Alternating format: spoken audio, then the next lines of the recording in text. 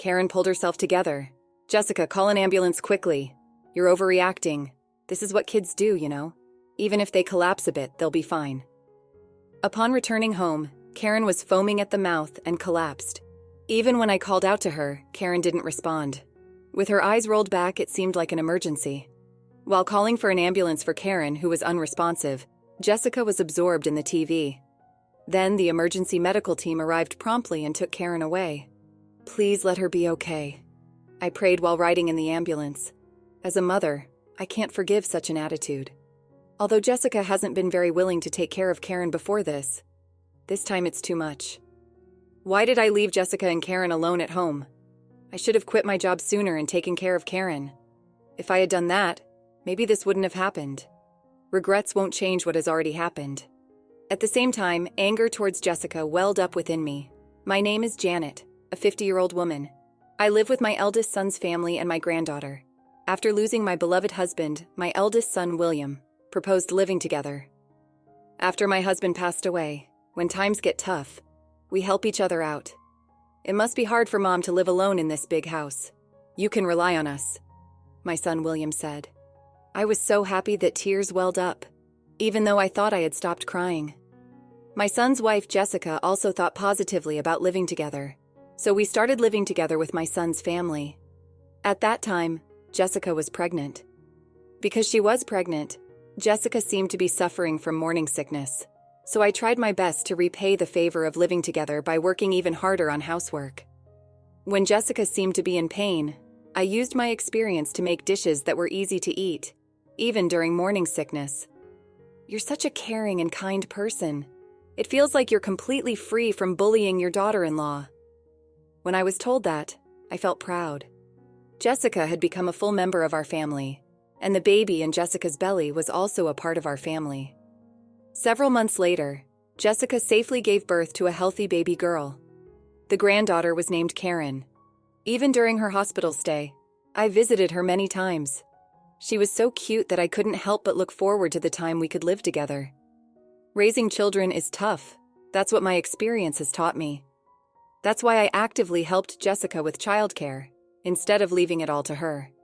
During childcare, there were often when I lacked sleep due to the baby crying at night, so I sometimes took care of Karen instead of Jessica. Jessica has a deep sleeping constitution, so once she falls asleep, she won't wake up no matter how much Karen cries. As a result, I sometimes felt physically tired during the day when I went to work, but for the sake of my family, it didn't matter. Although I received many criticisms for my mistakes at work, I still tried my best while considering my family. During the day when I was away from home due to work, Jessica, a full-time housewife, took care of Karen. However, Jessica seemed reluctant to take care of Karen, whether it was due to fatigue from childbirth or other reasons. Although I didn't pay much attention to it because I thought women could be emotionally unstable after childbirth, I still felt sorry for Karen. Aren't you lonely because Mommy doesn't play with you much? One day, while reading a picture book to Karen, I asked her. Karen tilted her head, pondering my question with a thoughtful expression. Feeling like I had asked a difficult question, I waited anxiously for her response. Then Karen smiled and answered, "I'm not lonely because I have Grandma. Thank you, Grandma, for always being there." With those words, Karen hugged me tightly with her little hands. Her brave figure brought tears to my eyes, and I couldn't help but shed tears. She's truly courageous and such a good child. But deep down, she must want her mother's attention. That's just how young children are. The loneliness of not receiving attention from one's mother must be something I can't fully comprehend. While I understand Jessica's actions to some extent, I couldn't fully accept them.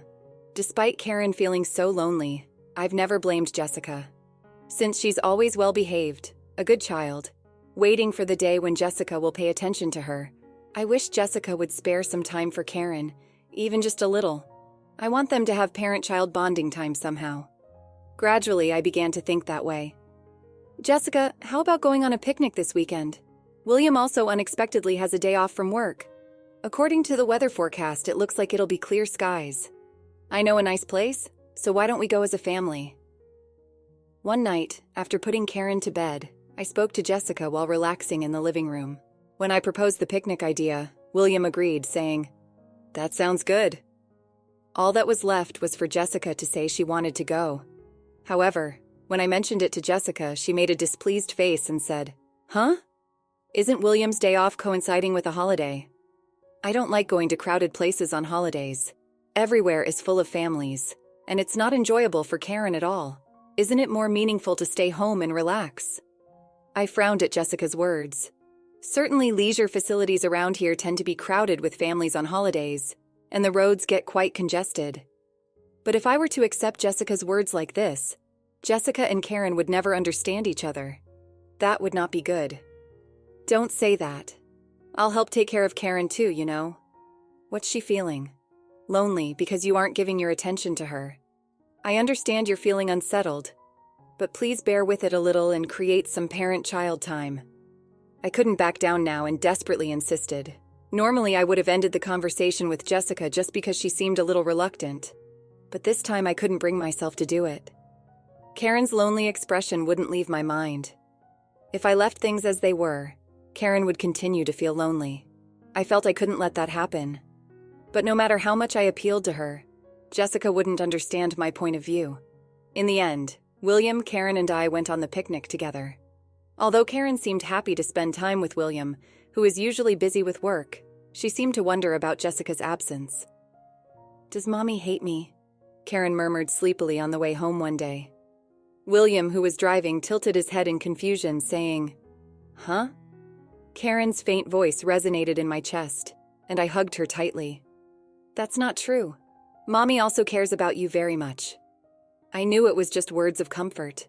Still, I didn't want her to spend her days ahead thinking she was disliked. That's why I thought so from the bottom of my heart. In my arms, Karen fell asleep soundly. William took this matter seriously and decided to talk to Jessica about it, but Jessica's attitude remained unchanged. She continued to be cold towards Karen, refusing to act like a mother. I began to feel increasingly frustrated with Jessica. After all, Karen is supposed to be Jessica's only daughter, yet why could she treat us so terribly? I couldn't understand Jessica's feelings at all, and naturally I began to distance myself from her. Still, I had no choice but to go to work during the day, so reluctantly I left Jessica and Karen alone together. Karen must be feeling so lonely during the day. Just thinking about it made my heart ache terribly. I started to make an effort to finish work early so I could see Karen as soon as possible. On that day too, I finished work a little early and headed home. But when I opened the front door, I noticed something was wrong. Normally, when I opened the front door and called out, "I'm home," Karen would come running to me, shouting, "Grandma!" But today, that didn't happen. Something must have happened to Karen. Instantly, panic surged within me, and I hurried into the living room. Jessica seemed oblivious to the situation, relaxing and watching TV. "Jessica, don't you know where Karen is?" Jessica, absorbed in the TV, ignored my question. I have no choice but to look around and find Karen by myself. Then Karen was lying by the kitchen, foaming at the mouth and wide-eyed. "Karen, stay with me! Jessica, call an ambulance quickly! Shake Karen and talk to her!" Perhaps sensing from the tone of my voice that something unusual was happening, Jessica turned her head slightly towards me, but immediately turned her gaze back to the TV again. "Don't exaggerate. She'll be fine even if she's a bit down." After saying that, Jessica does nothing. I had no choice but to call an ambulance myself, and the emergency services arrived a few minutes later. I will also ride in the ambulance to explain the situation. Jessica was muttering, "I think you're exaggerating," during the whole thing, and I was getting angry. Then, I went with Karen to a large hospital in the city. Soon, Karen was to receive treatment, and I was waiting in the waiting room, praying for her safety. God, please help Karen. While praying so sincerely, the lamp in the room where Karen was being treated goes out, and a doctor comes out of it. "Doctor, how's Karen?" When I ran up to him and asked him this, the doctor shook his head emphatically. The sense of hopelessness that came over him made it impossible for me to stand, and I collapsed on the spot. According to the doctor, Karen swallowed a foreign object and was left for several hours. The doctor said that she must have suffered a lot because she had swallowed something that should not normally be swallowed by people. I can't believe that. I was in such pain and no one helped me. My heart aches for Karen, and at the same time I felt an unspeakable anger towards Jessica, who was in the same house but was oblivious to Karen's suffering and was just watching TV. Ah, here you are. Welcome back. How was it? It was nothing, right? You take too much care of every little thing. When she returns home, Jessica, who was watching television, calls out to her. I dared not contact Jessica when she was in hospital, so she knew nothing about the situation. Jessica was confronted with the truth. Karen died. She swallowed something. The doctors said that if we had dealt with it earlier, she might have gotten to her in time. At my words, Jessica says, "What?" She raised her voice. When Jessica found out that Karen was bubbling over at the time, she laughed and said she was exaggerating and didn't take it seriously. As a result, Karen had to lose her life. She was a mother, but she never tried to behave in any motherly way. When I'm angry with Jessica for her behavior, Jessica shouts at me, "Don't lie to me. You want to scare me so badly. You have been like that for a long time. Do you know what they call that? It's called wife snoring. I'm living with you and doing it for her, but that's no way to talk to her, is it? You're being too brazen for having me live with you." Even if you say that it is Jessica who is at fault, who is not fulfilling any of her duties as a mother, I never once forced Jessica to do housework, no matter how sloppy she was. On the contrary, Jessica has not done any child rearing, forcing me to take care of all of Karen's nighttime crying. I don't have to tell you that parenting is stressful because I've been there. But to live in the world, you have to work a little harder, even if you don't want to. But Jessica has lived her life so far by escaping from that bit of hard work. That is not something that should be allowed to happen. You've been too lenient before. You've left everything to me, saying I'll manage and that everything will be fine. Don't you know how lonely Karen has been? I told you many times that I wanted you to look after Karen, didn't I? Karen didn't get to experience her mother's love up until just before she died. Don't you feel sorry for her? Are you lonely? When asked, Karen laughed soundly and said, "I don't mind because Grandma is here." Behind the expression on her face, she was aware of the loneliness she felt at not being cared for by her mother. I was aware of it. I was trying to do something about it, but in the end I couldn't do anything about it. Karen has always been lonely. She wanted to be left alone with her mother, Jessica. Nevertheless, they have worked hard and tried not to worry about the adults around them. When I think of Karen's last days like that, I can't help but feel pain in my heart. Are you saying it's all my fault? You know how stressful childcare can be, don't you? What if I get sick because of the stress? It's obvious which is more important, the newborn child or me. In general, I didn't want to have a child because of this. William was overjoyed when he found out that we were going to have a child, but he was always at work during the day and wouldn't take over child rearing for me. In the end, there was no one on my side. She gets hysterical, and Jessica throws a figurine that was left in the area. I rushed to avoid it, but it snagged me on my cheek, and blood came out. This case was Jessica's fault. If Jessica had not been so preoccupied with TV and had at least looked after Karen properly during the day when I was at, it would have been all over. It is as if Jessica's words are accusing me. On top of that, she refuses to admit her guilt and, on the contrary, makes excuses. I am fed up with her attitude, as an adult and as a mother, which is too irresponsible. If you had done better, Karen wouldn't have suffered like that. Why can't you understand such a simple thing? If Jessica had looked after Karen properly at that time, just until I came back, Karen might still be here now. What you did is that serious. Why can't you even understand that? Jessica says only too many irresponsible words. Why can't you understand my point? This incident was caused by Jessica's failure to look after Karen. So why is she trying to get away with what she has done? Our argument continued until late into the night. No matter how much I blamed Jessica, she always said, "It's not my fault, it's everyone else's fault." And there was no sign of remorse. It was unforgivable, not just as a mother-in-law, but as a person. They argued for so long that they lost track of time. In the meantime, William's somber voice can be heard saying, "I'm home." William left work early after hearing from me and went to check on Karen. Then he had to listen to the doctor's explanation, which is why he got home at this time. Seeing us arguing as soon as we entered the living room, William said, "What's wrong? If you had behaved properly, none of this would have happened. If you wanted to take good care of Karen, why didn't you just quit your job? It's because you're working that Karen got into this mess. It's all your fault. Don't blame others." I regret now that I have been away from home because of my work. If I had quit my job and looked after Karen when she realized that Jessica was not looking after her at all, this would probably not have happened. I was also frankly dismayed at myself for trusting Jessica too much. But that is not the same as this because you were at home as her mother. No matter how much you don't act like a mother in front of us, you know that you're the only one who can look after Karen when we're not around. If that's the case, you would normally think that she would be looking after Karen, wouldn't you? After all, you are her mother. I can understand if they don't want the stress of childcare and want me to help look after them or something like that. But what Jessica is doing is throwing a whole lot of money at it. She is a mother but does not raise any children and leaves everything to me. William played with Karen to his heart's content on his days off as he was away from home for work most of the time. However, Jessica was always able to be with Karen, but she did not behave in any motherly way. That is unacceptable by any stretch of the imagination. So you're saying it's my fault?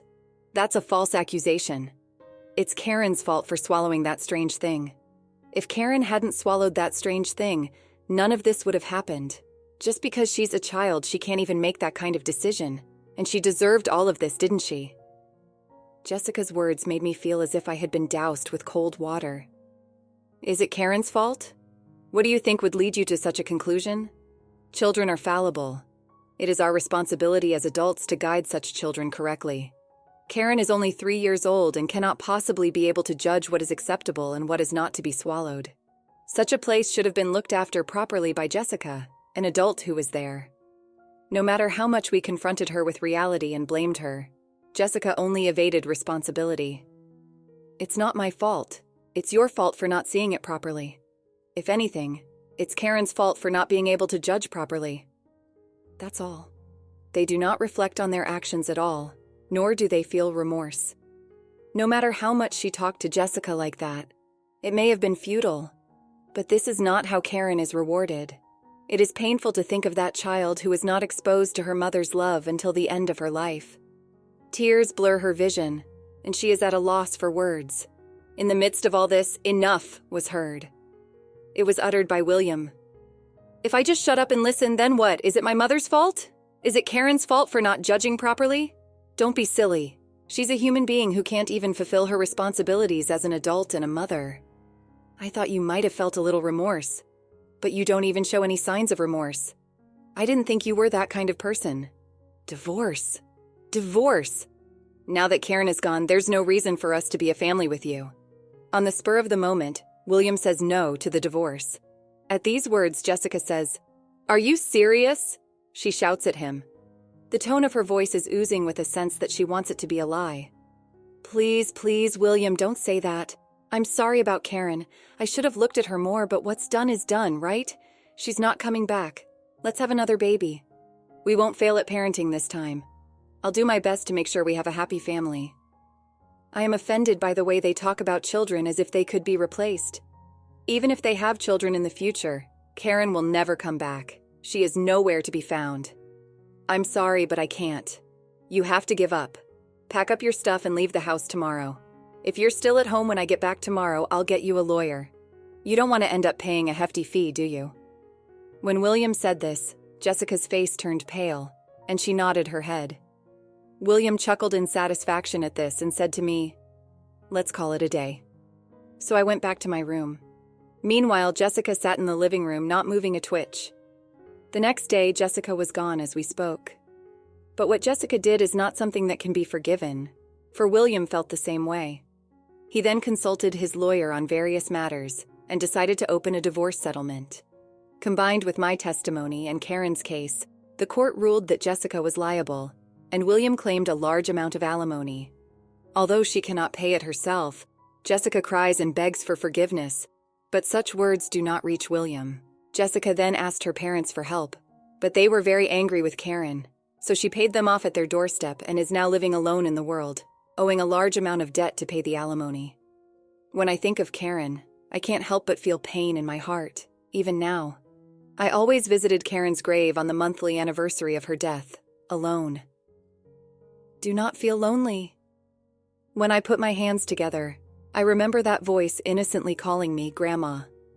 I'm sure we will have lots of happy memories in the future. Why couldn't I have been there for Karen? No matter how much she regrets it, Karen will never come back to this place.